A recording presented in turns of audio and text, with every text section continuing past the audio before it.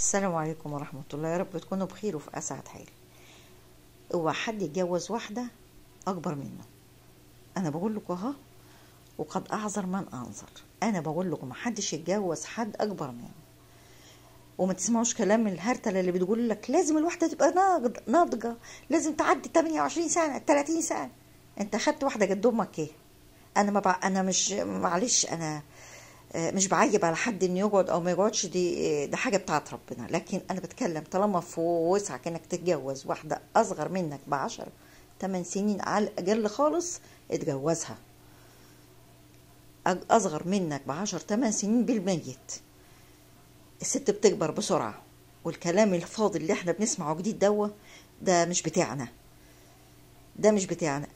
الست زي الفاكهه، طول ما هي حلوه وصابحه تديك، لكن اول ما تكبر كلام فاضي. الست بتكبر، ركبي راسي جسمي، بدل ما تعينك بتبقى هم عليك. لكن لما تكون صغيرة بتربي ولادها كويس، بتسند بيتها، بيبقى فيها صحة. ما تسمعوش كلام اللي عندهم عقد نفسية، المرضى النفسيين اللي هم يعني من كلامهم أغراض تانية.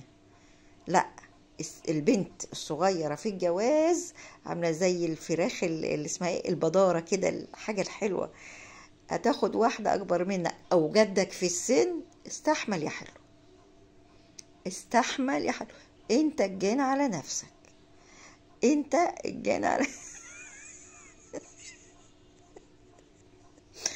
هات مرهم روماتيزم، هات بتاع صداع، هات حبوب بص، افتح ارزخانة. فالحق نفسك وما تغلطش الغلط اللي بيعملوا ناس كتير، ويقول لك ده ايوه عشان تبقى ناضجه في العقل، عشان تبقى مش ناضجه ايه وجرف ايه والدنيا دي.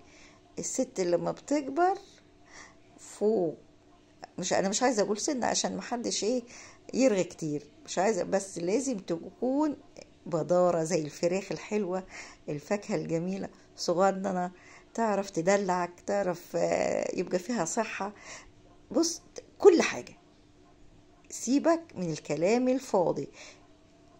جدك في السن بلاش منها، اكبر منك بلاش، اركن. انا بقول لك انا عشان ما تندمش، عشان ما تندمش لازم تكون ورور، حاجة كده تفتح النفس، حاجة كده يبقى فيها صحة، حاجة فيها كده تستند عليها وتستند عليك. الست بتكبر كتير.